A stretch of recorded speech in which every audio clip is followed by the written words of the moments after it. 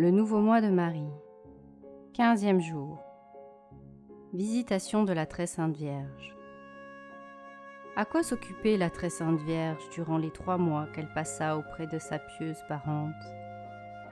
Nous pouvons dire, mon cher Théotime, que tous ces moments étaient partagés entre les œuvres de charité et l'exercice du divin amour. Tout le temps que n'absorbait point ses tendres empressements auprès de sainte Élisabeth était consacré à la prière. Son oraison était à peine interrompue par le sommeil léger auquel elle donnait quelques instants, et tandis que ses membres reposaient, son cœur ne cessait de veiller. Qui pourrait se représenter la ferveur de Marie? Combien vifs n'étaient pas ses soupirs pour son bien-aimé? Quelles saintes ardeurs dans ses entretiens avec lui! Tout l'aidait à s'élever vers l'objet de son amour. Elle le voyait en tout et partout. Chacune de ses actions, jusqu'aux plus indifférentes, était une élévation de son âme vers l'auteur de toutes choses, et par conséquent, une prière. Son cœur immaculé était comme cet autel d'or dont parle l'Apocalypse, où l'encens d'une adoration fervente brûlait continuellement en la présence du Sauveur. Ou plutôt, il était lui-même l'Holocauste que ses propres ardeurs consumaient sans le détruire. C'est ainsi que Marie nous offrait en sa personne le plus parfait modèle des âmes toutes dévouées à la recherche de la perfection. Tiédeur. Méditation. 1. Marque de la tiédeur. Elles méritent toutes, mon cher Théotime, d'être pesées avec attention. Une âme tiède est celle qui ne craint que les péchés mortels, compte pour rien les fautes vénielles, celle qui s'acquitte des exercices de piété par routine, avec dégoût et nonchalance, qui prie sans attention se confesse sans amélioration, communie sans dévotion et sans fruit.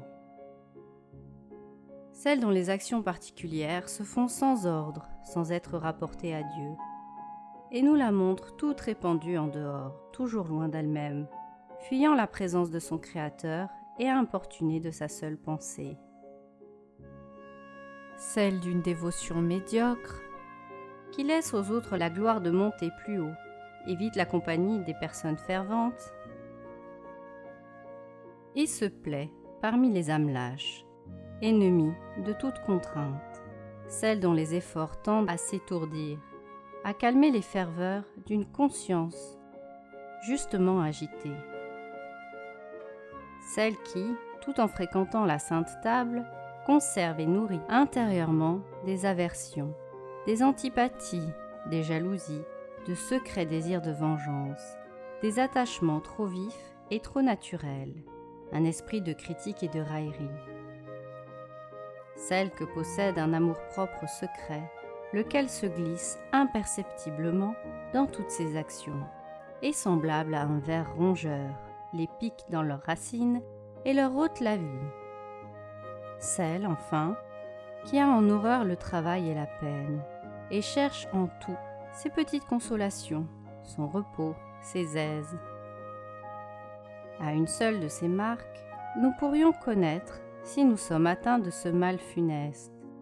Que serait-ce si nous les trouvions toutes réunies en nous? 2. Suite funeste de la tiédeur. Parce que vous êtes tiède, dit le Seigneur, je vais vous vomir de ma bouche. Quia te pudis es incipiam te evomere ex or meo. Apocalypse, chapitre 3, verset 10. L'entends-tu, cette effrayante menace, âme infortunée? Dieu se prépare à te rejeter, et peut-être sans retour. Oui, celui qui est court au-devant des plus grands pécheurs, et qui reçoit l'enfant prodigue avec tendresse, celui-là même ne peut plus te supporter. Tu surcharges les entrailles de sa miséricorde, tu fais bondir son cœur divin, comme fait en l'homme une eau tiède et insipide dont il cherche à se débarrasser. Bientôt, si tu ne changes, tu ressembleras à ces restes dégoûtants que la bouche rejette, et dont la seule vue, la pensée seule, est un objet de dégoût et d'horreur. Et tu ne trembles pas? Tu lis, tu écoutes même ces vérités si terribles avec ton indolence et ta langueur ordinaire.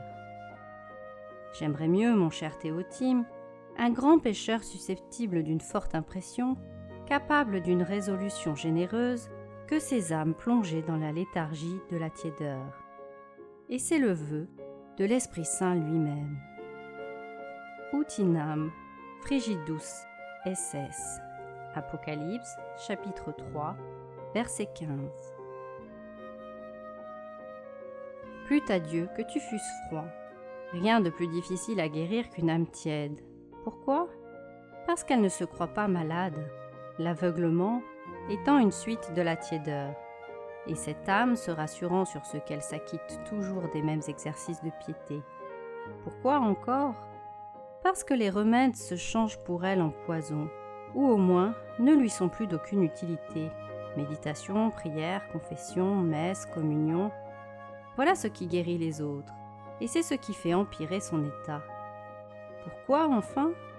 Parce que si Dieu, dans sa miséricorde, lui envoie quelque grâce extraordinaire pour l'aider à sortir de son funeste engourdissement, comme elle est accoutumée à les dissiper, à les perdre, il y a tout lieu de craindre qu'elle n'y fasse point attention, et qu'elle ne laisse échapper toutes ses inspirations et ses secours salutaires.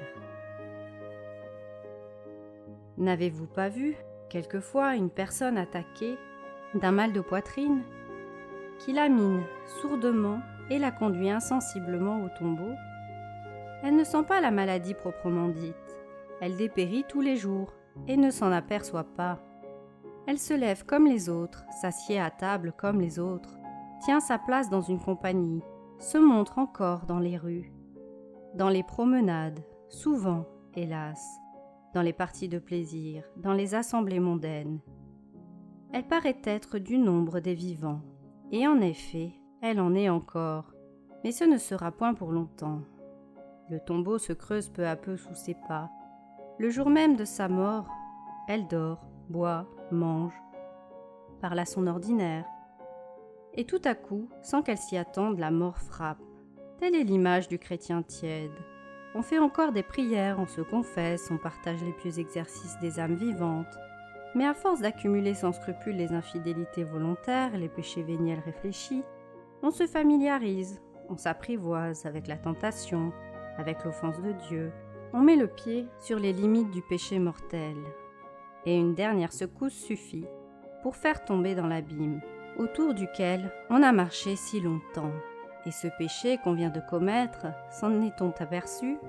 Hélas, on le confond avec tant de péchés véniels qui l'ont précédé. On le range dans la même classe, on se tranquillise et on s'endort au fond du gouffre. Cette terrible maladie, me direz-vous, est-elle donc incurable? Non, mon cher Théotime, il n'y a point de maladie incurable pour un médecin tout-puissant. 3. Remède contre la tiédeur. Si vous êtes atteint de cette maladie si souvent mortelle, je ne vous dirai pas, considérez-en les suites funestes.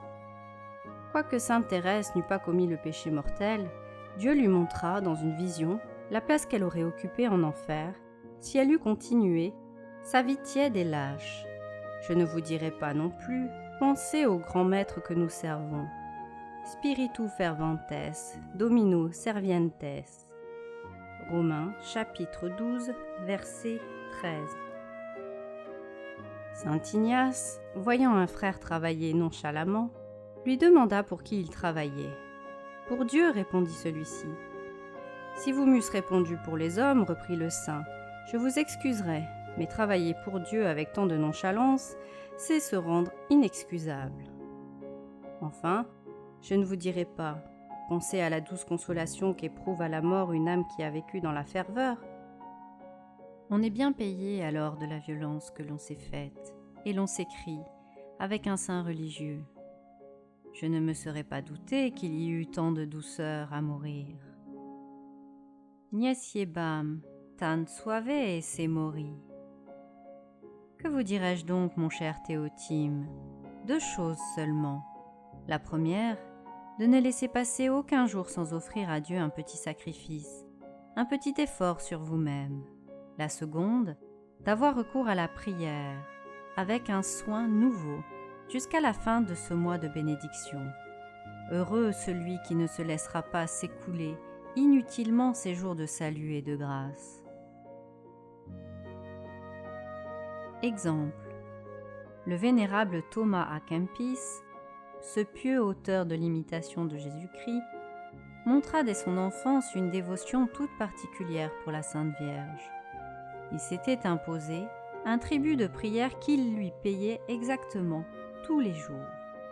Néanmoins, il arriva que sa dévotion se refroidit insensiblement. Il négligea ses exercices accoutumés.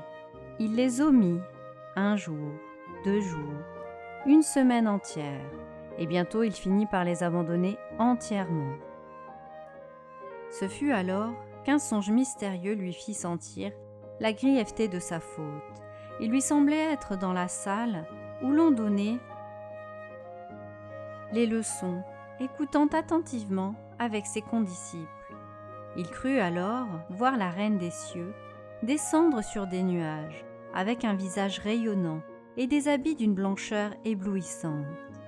Elle paraissait faire le tour de l'enceinte, s'arrêter auprès de chacun des religieux chargés de l'instruction de cette jeunesse, leur parler avec bonté et leur donner les plus douces marques de sa tendresse maternelle. À cette vue, Thomas attendait avec la plus vive impatience que la Sainte Vierge s'approchât de lui. Il jetait sur elle des regards où se peignait l'ardeur de ses désirs.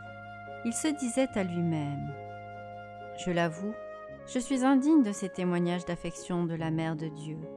J'espère cependant, Il l'espérait, mais qu'il fut bien trompé dans son attente.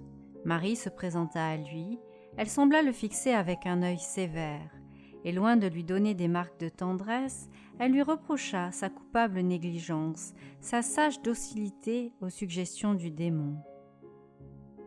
« Où sont, lui dit-elle, ces pieux exercices? Que sont devenues ces oraisons si ferventes, ces rosaires et ces offices récités avec une dévotion si tendre? Vous avez cependant la présomption d'attendre que je vous témoigne mon amour? Allez, allez loin de moi, puisque vous négligez d'offrir des exercices si faciles à celles que vous aimiez autrefois. Vous êtes indigne de ma tendresse. » À ces mots, le laissant consterné, elle disparut. Pour lui, il s'éveilla, sonda sa conscience, reconnut humblement sa faute et promit de s'en corriger. Il reprit ses pieuses pratiques avec tant de ferveur et de constance que jusqu'à la fin de sa vie, il n'osa jamais les omettre un seul jour. Ô heureuse réprimande! Elle remit dans le bon chemin une âme qui commençait à s'en écarter et l'arrêta peut-être sur le bord du précipice. Autre exemple. Denis le Chartreux rapporte qu'une mère, voyant que son fils voulait entrer en religion, mit tout en œuvre pour le détourner de son pieux dessein. Le jeune homme, inébranlable dans sa résolution, opposait à tout ce qu'elle pouvait lui dire ce peu de mots « Je veux sauver mon âme ».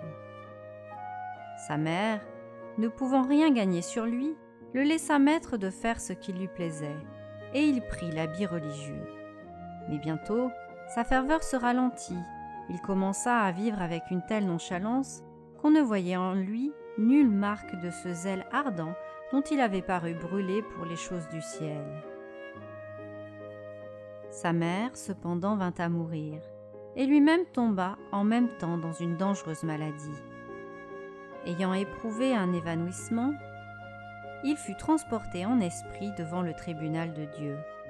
Et là, il vit sa mère, qui avec plusieurs autres, attendait la sentence de sa condamnation, tournant ses yeux vers lui.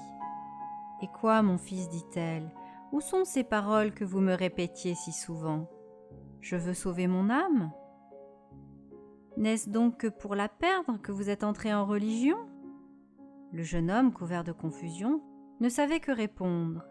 Étant revenu de son évanouissement, et Dieu ayant permis qu'il échappât de cette maladie, il regarda cette vision comme un avertissement du ciel et changea entièrement de conduite. Sans cesse, il pleurait ses fautes et ne s'occupait qu'à les expier par les plus rigoureuses pratiques de la pénitence. Plusieurs personnes l'engageaient à se modérer, voulaient qu'il relâchât quelque chose de ses austérités, lui présentaient le tort qu'il faisait à sa santé, mais loin d'écouter leurs conseils. « Si je n'ai pu, leur disait-il, soutenir les reproches de ma mère, comment soutiendrai-je ceux de Jésus-Christ au terrible jour du jugement ?» Pratique. Prenez pour votre première et plus chère dévotion la dévotion au Sacré-Cœur de Jésus et de Marie. Ces deux fournaises d'amour rallumeront et nourriront votre ferveur.